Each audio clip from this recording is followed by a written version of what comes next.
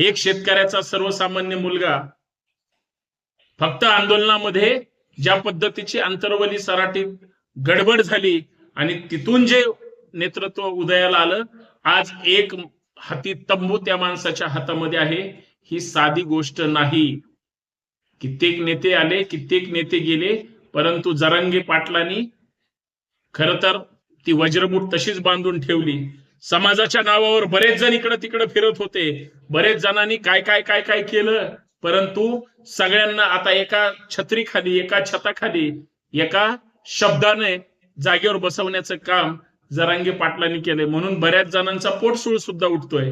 बऱ्याच जणांना वाटतं की आंदोलन सक्सेस झालं नाही पाहिजे, सरकार तर देव पाण्यात ठेवून बसलंय. विरोधक तर वाटतंय की आंदोलन सरकारच्या विरोधात असंच चालू राहावं. पण सत्ताधारी अजून पुढे म्हणतायत हे जे काही आंदोलन आहे ते सरकार पुरस्कृत आहे.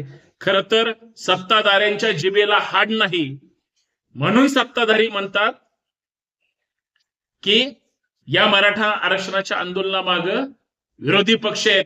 3 पक्षाचं जे विरोधी गठबंधन आहे त्यांच्याच बळामुळे मराठे हे एकत्र झाले किंवा मुंबईच्या दिशेने निघाले. त्याच्यावर मुख्यमंत्री म्हणाले की मी, बऱ्याच जणांना वाटतं की मी मुख्यमंत्री नसू नये म्हणून हे सगळं चाललंय. त्या पदाला किंमत आहे, व्यक्तीला किंमत नाही. आज फडणवीस साहेब आहेत, उद्या अजित पवार येतील, परवा परत एकनाथ शिंदे येतील, मुख्यमंत्री म्हणून कुणीही बसेल. महाराष्ट्राला काय देणं घेणं आहे? ज्या जनतेच्या मागण्या आहेत ते लोक हे पूर्ण करू शकणार आहेत का?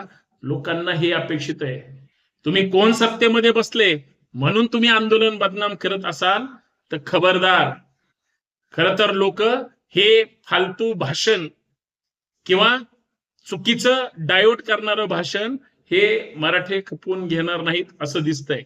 सगळ्यात वाईट आणि दुर्दैवाची गोष्ट आहे की नरेंद्र पाटलांसहित मुंबईच्या 2-4 नेत्यांनी मुंबईमध्ये जात असताना छोटी छोटी आबरू जाण्यासारखी एक बॅनर लावली.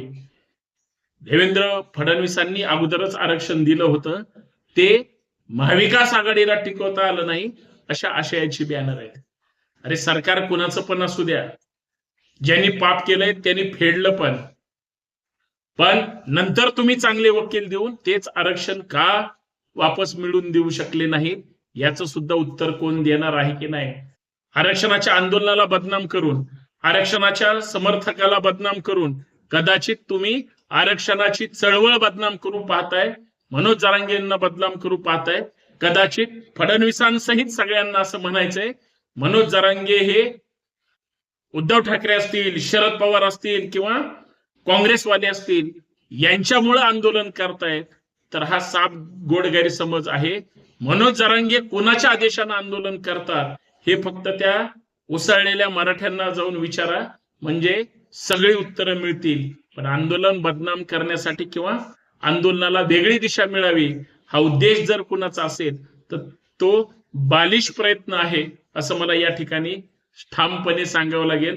कारण काही लोक सोयीनं आंदोलन बदनाम करतायत, काही लोक मराठ्यांना बदनाम करू पाहतायत, काही लोक जे आमदार खासदार आता पाठिंबा देत आहेत त्यांना सुद्धा दिशाभूल करणारी वक्तव्य करतायत.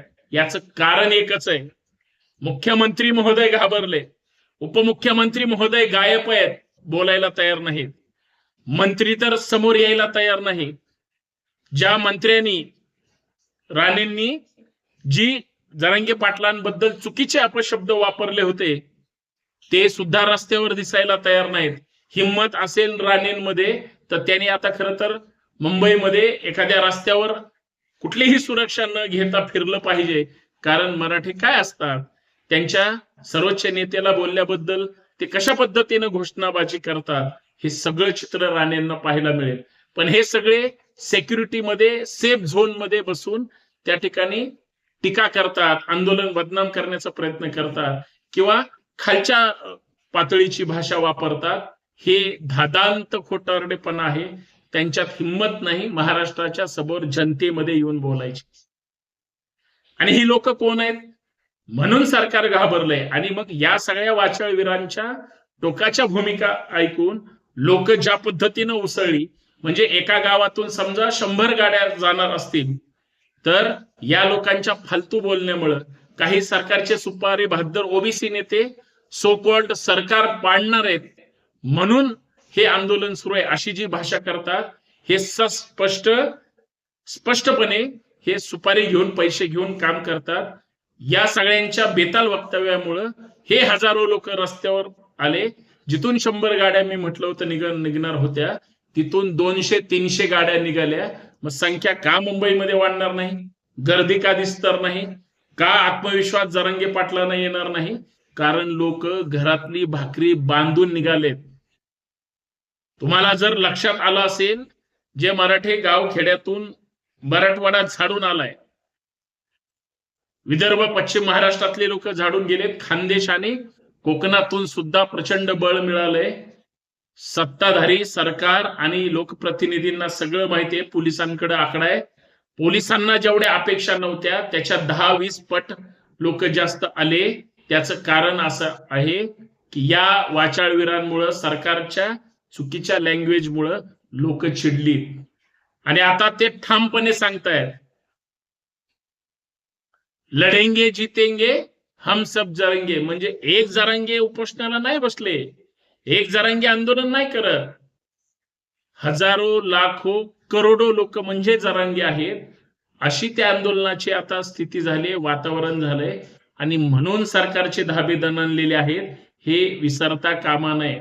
आणि सगळ्यात महत्वाचा शेवटचा मुद्दा सांगतो की ज्या व्यक्तीनं महाराष्ट्र हलवलाय, देशात नाही इतर देशाच्या बाहेरून सुद्धा या आंदोलनाकडे लोकांचं लक्ष आहे.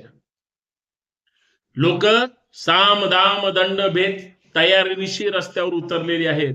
पण जरांगे पाटलांनी सांगितलंय अनुचित प्रकार अजिबात काही करायचा नाही आणि 100% नाही झाला पाहिजे.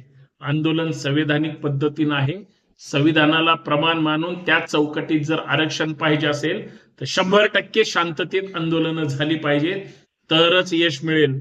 सरकारनं, जरांगे पाटलांनी सांगितलंय, सरकारने मदत केली परवानगी द्यायला किंवा 8 तासाचा क्लॉज टाकला, जे काय असेल ते असेल. सरकारनं मदत केली, आपण सरकारवर अवलंबून मागण्यांसाठी राहायचं, विसंबून अजिबात राहायचं नाही. म्हणून सगळी रसद खाण्यापाण्या सहित राहण्यासहित त्यांनी व्यवस्था केली. आणि शेवटी शेतकऱ्यांची पोर आहेत, कुणब्यांची पोर आहेत, कुठेही राहतात, कुठेही झोपतात, मिळेल ते खातात. जेवणाची चटणी भाकरी सहित, ह्या सगळ्या सहित लोकांची व्यवस्था झाल्यामुळं लोकांना या आंदोलनामध्ये स्वयंप्रेरणेने त्या ठिकाणी आता बळ आलंय.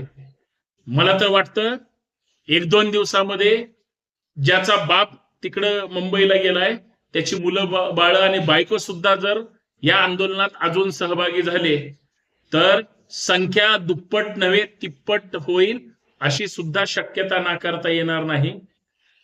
स्वराज्याचं तोरण ज्या पद्धतीनं बांधलं गेलं होतं तसं आरक्षणाचा विजयी गुलाल सुद्धा ताकदीनं त्या ठिकाणी उधळल्याशिवाय येतील असं वाटत नाही.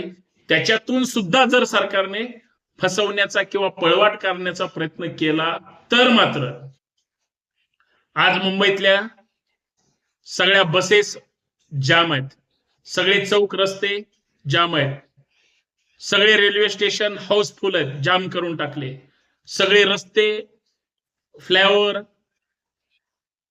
जाम करून टाकले. असं कुठलाच मार्ग नाही की जिथं माणूस नाही. नुसती माणूस नाहीये, माणसांची गर्दी आहे खचाखच. पाऊस पडतोय, सगळं अंग ओल झालंय, साहित्य ओलं झालंय, अजिबात तमा बाळगत नाहीत. याला म्हणतात प्रामाणिक लोकांच्या, निष्ठावंत लोकांच्या कष्टाचं बळ फळ. आणि म्हणून लोक रस्त्यावर आली, म्हणून लोक जरांगे पाटलांच्या सोबत आहेत आणि लोकांनी विश्वास टाकलाय त्यांच्यावर. म्हणून त्या विश्वासाला प्रमाण म्हणून जरांगे पाटील पण प्रयत्न करतात आणि जरांगे पाटलांसोबत विश्वास देणारे त्यांचे सहकारी सुद्धा तेवढेच ताकदीनं आहेत. आणि सगळ्यात महत्वाचं, स्वतः जरांगे पाटील सुद्धा त्या लोकांच्या प्रामाणिकपणे पाठीशी आहेत. मी आताच माझ्या युट्यूबवरूनच लाईव्ह केलं होतं, त्याच्यामध्ये मी काही लोकांशी बोललो. ते म्हणले जरांगे पाटील सांगतील तसंच होणार, अजिबात आम्ही माग सरकणार नाही. म्हणजे ही गोष्ट सामान्य नाही. एवढंच मला या माध्यमातून सांगायचंय.